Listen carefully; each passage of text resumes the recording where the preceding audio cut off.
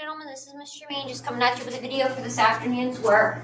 Like I told you, today's afternoon work is important because it will be new content. So we want to make sure that we are watching this whole complete video, getting all of the work done. If you have questions, please shoot me an email and we can go through any questions that you might have. So we are looking back at this bouncing ball activity, and let's take a look at what we're going to build on with this guy here. Okay, so it says a tennis ball was dropped from a certain height. It bounces several times, rolled along for a short period, then stopped. Function H gives its height over time.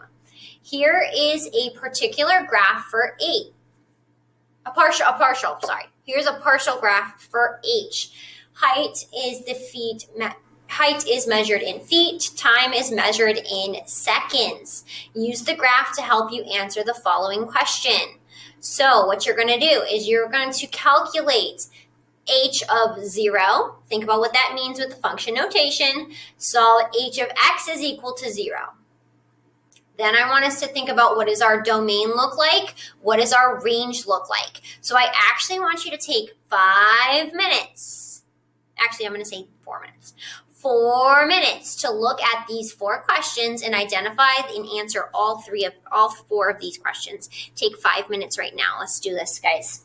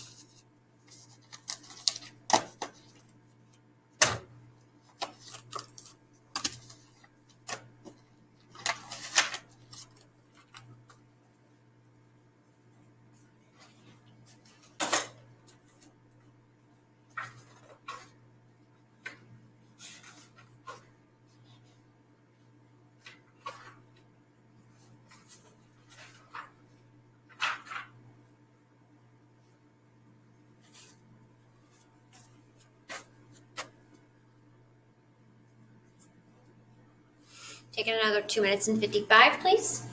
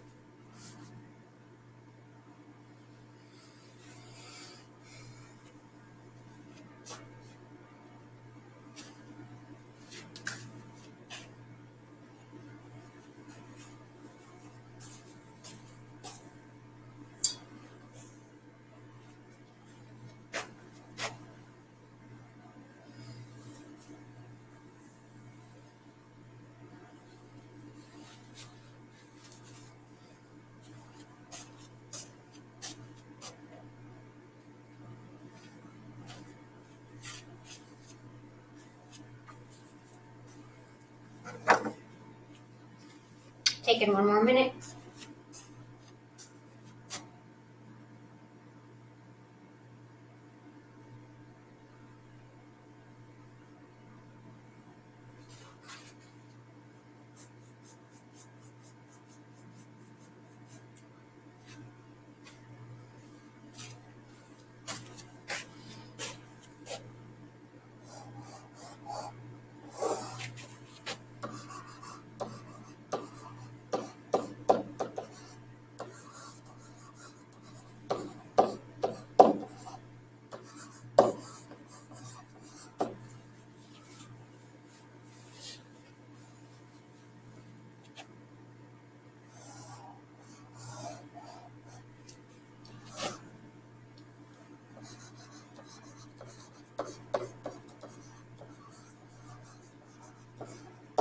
Taking another 9.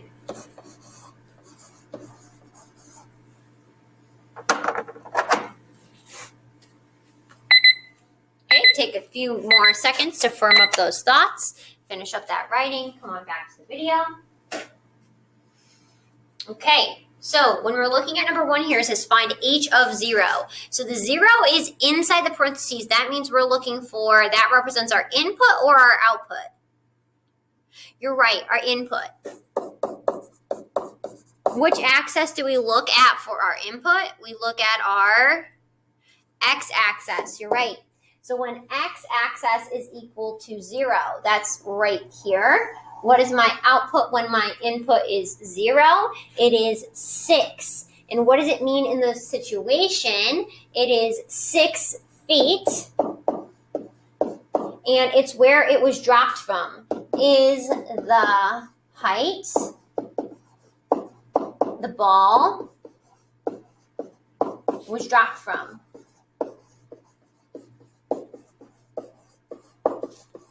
And if we're looking at like the name of that graphically, what does that point represent? It's our horizontal intercept.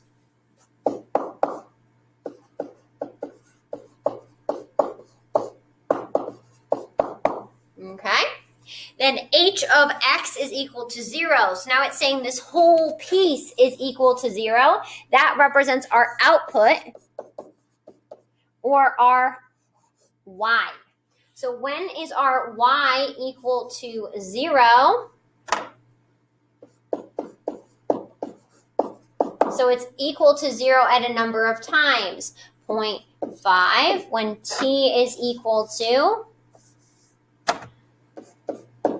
0.5, 1.5, 2.25, and 3.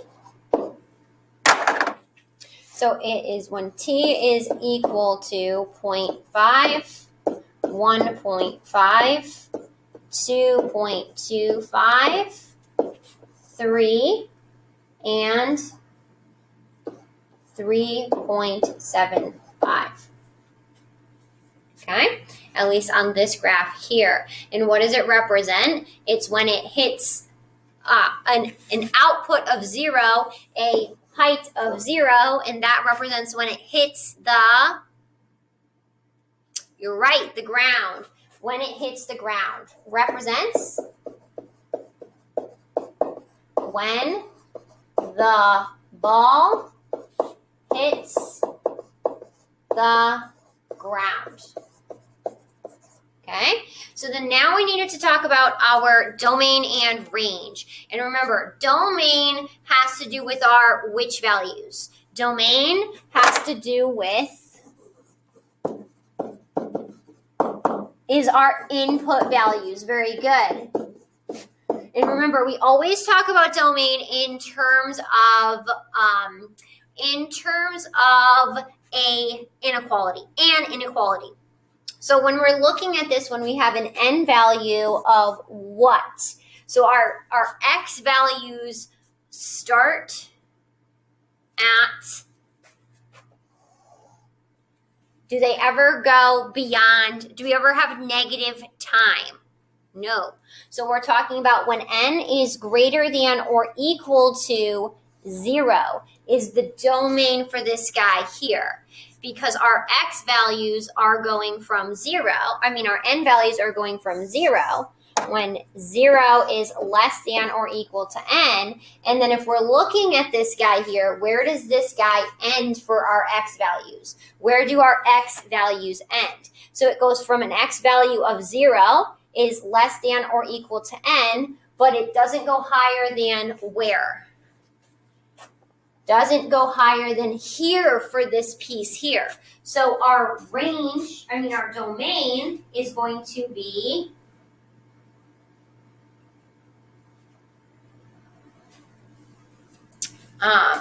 this guy here, which is 3.75 or 3.75. So on this little chunk of our graph here, it stops at 3.75.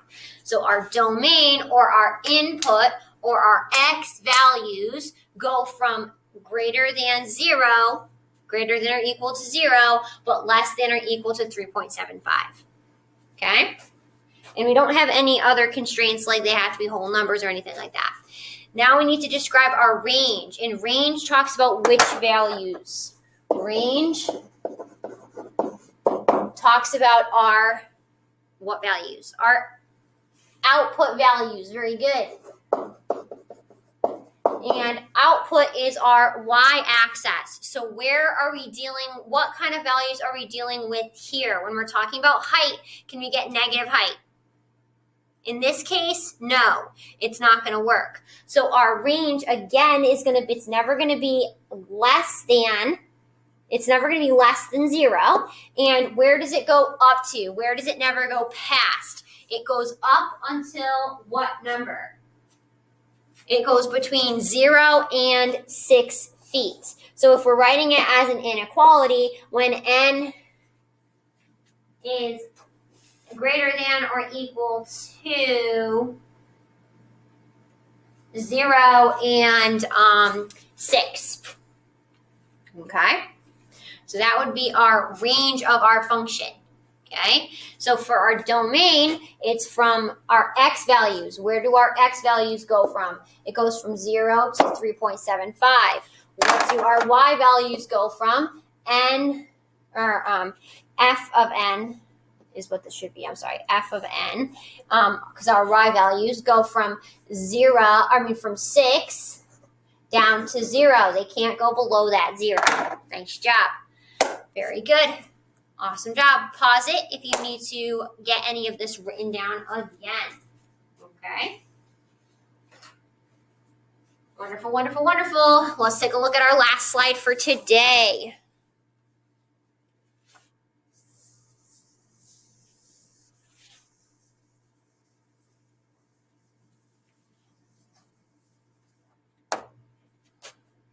Okay, so let me move this guy out of the way.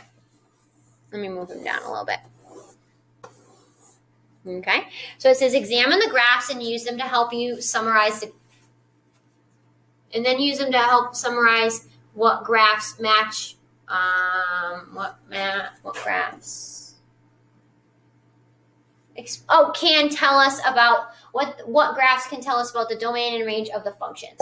Okay, so we're going to look at these graphs here, and we're going to talk about them in terms of their domain and their range. Okay, so if we look at this first one here, this one was from yesterday, and we're going to look at our domain and our range. Okay, so we're talking about our x. Our domain is our inputs, our x's. What is our x values range between in this guy here? So our n number of students range from where to when? Our x-axis values go between what two numbers? You're right. It goes from 5 and 16. Oh, I didn't put my symbol in. Okay, 16. And what else did we stipulate about that domain? Because I have discrete points there, it's going to be, oh my gosh, you're right, it's going to be whole numbers. Okay, now we're going to look at the ranges, our y values. What are the ranges in our y values? Okay, so our y values range from 200, and we're looking at like the f of n, and up to, no, we're here, 670, I'm sure. No! I keep thinking I'm on the other smartboard. Right here, 640. Okay, so our range is when f of n is greater than or equal to 200, but less than or equal to 640. okay? And we also said that if we're looking at these guys here, we're looking at whole numbers as well. Okay, good. Now, we're going to look at the second guy here. We're looking at this domain and range.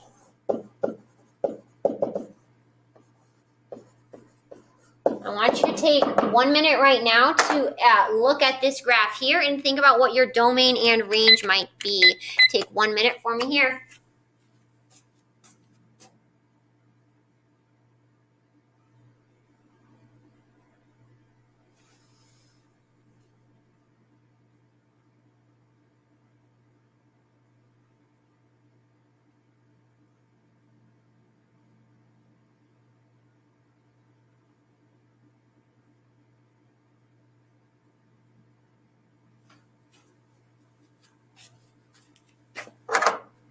Okay, so this one might be a little bit tricky because we don't have any labels on our axes here. So if we're looking at this guy here, if we're looking at our domains, we know that our domains in general aren't going past the 0, but we have a solid dot there. So we're going to use that symbol or equal to.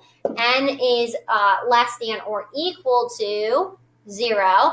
And then we're going to say it's less than that upper bracket here, but we don't know what that number is. So we're going to say X, and we're going to say or equal to, and then whatever that value is going to be. Okay, our range, we're talking about our Y values here. And once again, we start at our 0, and we are using a closed dot, so it's going to include that. And we don't know what this value for these dots is, but we're going to say or equal to X, whatever that X value is, our Y value. Okay, now if we look at this third one over here, up top, we have this guy here where we're talking about our domain and range. We can get a more precise value here. So if we're looking at this domain here, we're looking at what is the range of our X values. And from within this window that we have here, we have a 0 is less than or equal to, because we have a closed dot there, X, which is less than or equal to, and where do we end here? 160. Okay, now we're looking at these X value or these Y values where we're going to have to make a little bit of a guesstimate in some spots. We're falling here, which is going to be our low of our range, the low of our Y values, and it's going to be about 1.5 is less than or equal to, because we have a closed dot there, F of X. Is less than or equal to, what's that high value up here? A Y value of 5. Okay, now this guy is a little bit different because we're going to have two separate domains and ranges here. We're going to look at our R domain and range.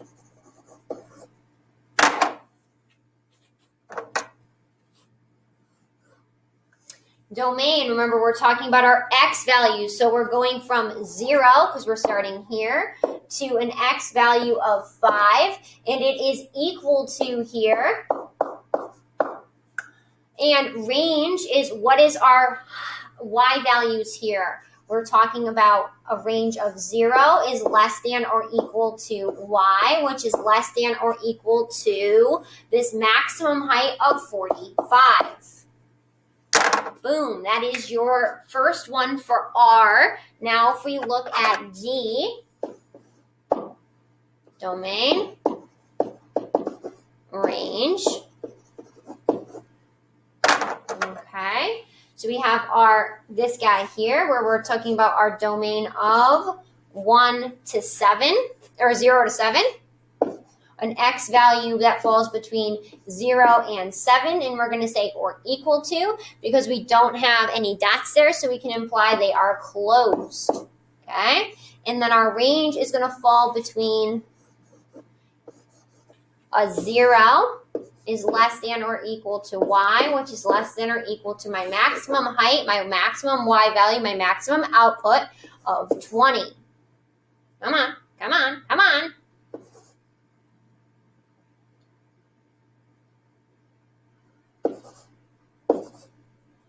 My board stopped working. Let me try it again. There we go. Which is less than or equal to 20. So that would be looking at those graphs there, identifying those inputs and outputs. I mean, our domains and ranges there for those guys. Okay?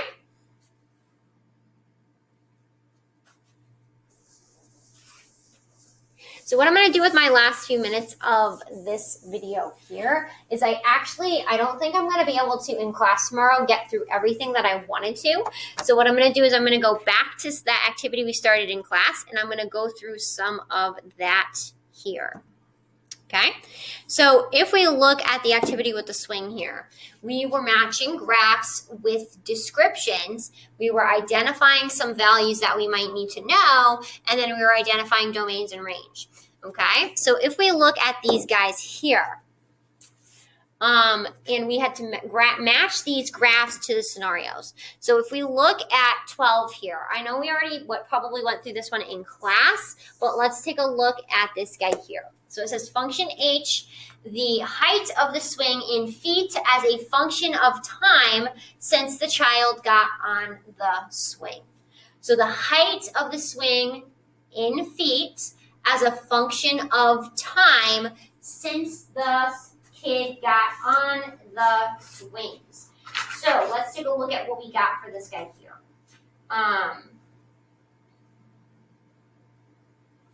So if we look back at these graphs here, function h, and we're talking about the height.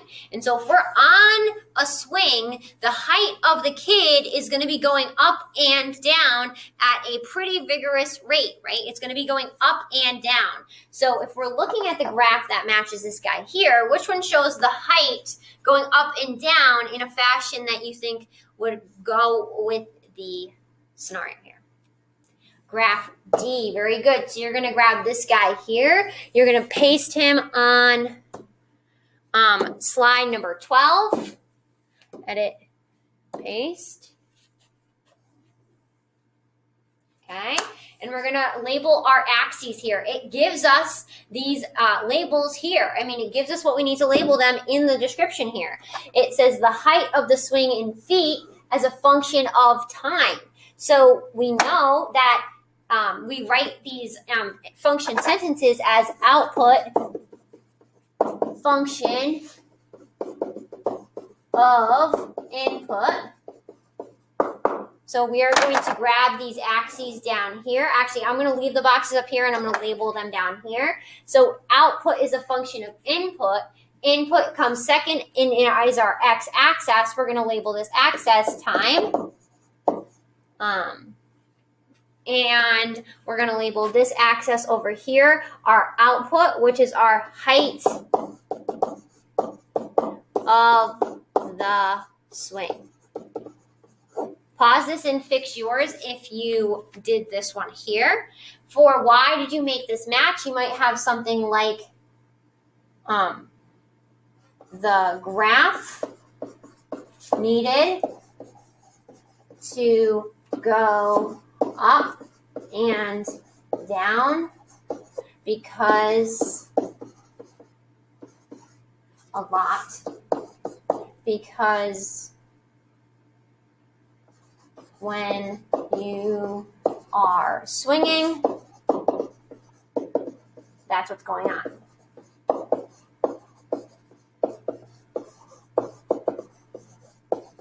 Okay, so now if we look at our domain and range here, and we're looking at this, and it might not be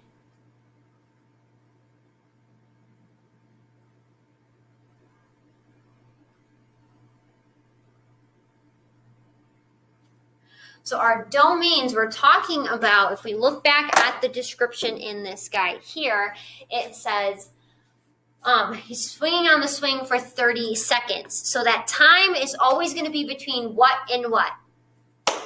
The time is always going to be between, our time is always going to be between 0 and 30 seconds. So our domain is always going to fall between 0 and 30 seconds. Our x value is always going to fall greater than 0 but less than 30 seconds.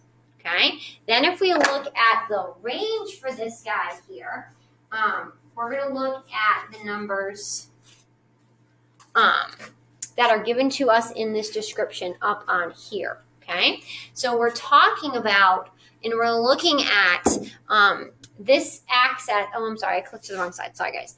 Our axis here is talking about the height of the swing. So if we're looking at, like, basically, if you're looking at a swing, like, what's, like, the height of the swing? It's always down here. This is our minimum height. What would be, like, how tall is a swing off of the ground? Think about it. Let's think about it.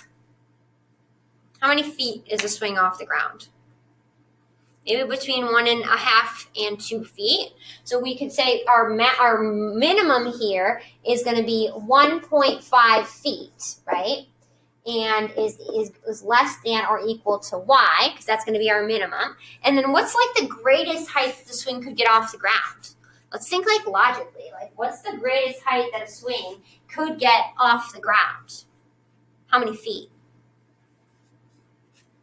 Oh my gosh, you're right. About 8 feet. We could say something like 8. We could say 7. We could say 9. Somewhere in that range of 6, 7, 8, and 9 feet off that ground.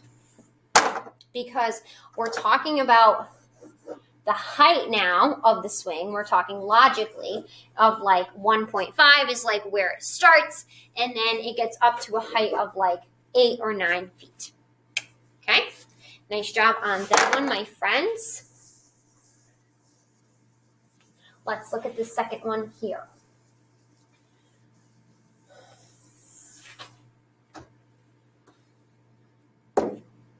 Okay, function R, the amount of time left on the swing as a function of time since the child got on the swing.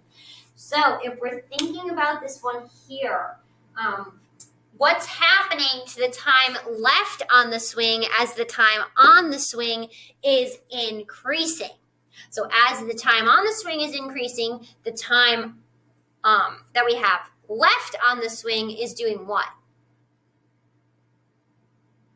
You're right, it's decreasing. So which one of these graphs shows as it's increasing, as our time is increasing, as our x is increasing, our y is decreasing? Oh my gosh, you're right. Graph letter A is showing that exact thing. View, I'm going to go edit, I'm going to go copy. So function R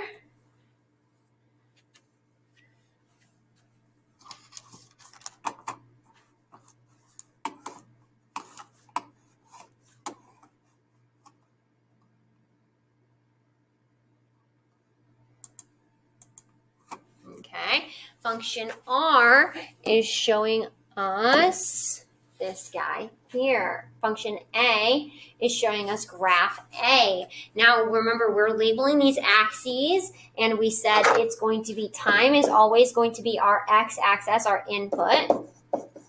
And if we look, oh, that should say time. Okay. And if we look at this for our output, it's the amount of time left on the swing.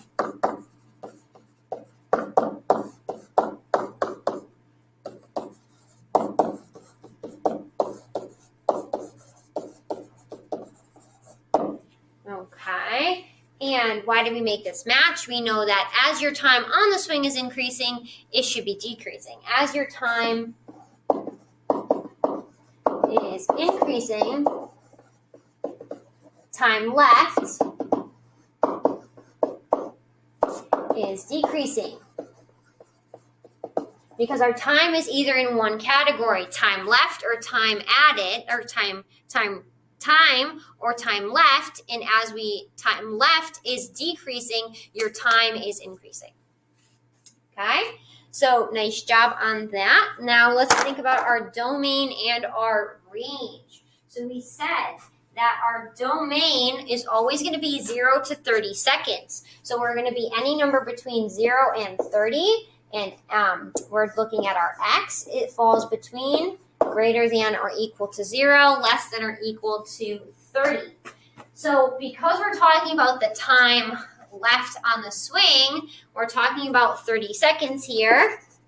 At 0 seconds, how much time do we have left here? We have between 30 seconds again.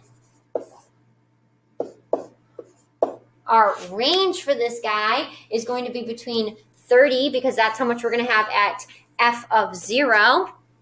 And it goes all the way down to when there's 30 seconds that have gone by, you have 0 seconds left on the swing. So it's going to go from 0 to 30. Boom. Because, listening closely, we know that this goes from 0 seconds to 30 seconds over here on your x. So that means your domain is going to be from 0 to 30. Your range is, as we think logically about this, when we have 0 seconds that have gone by, you should have 30 seconds left. And then when 30 seconds have gone by, you have 0 seconds left. So we're going from 0 to 30 for our range here. Awesome job.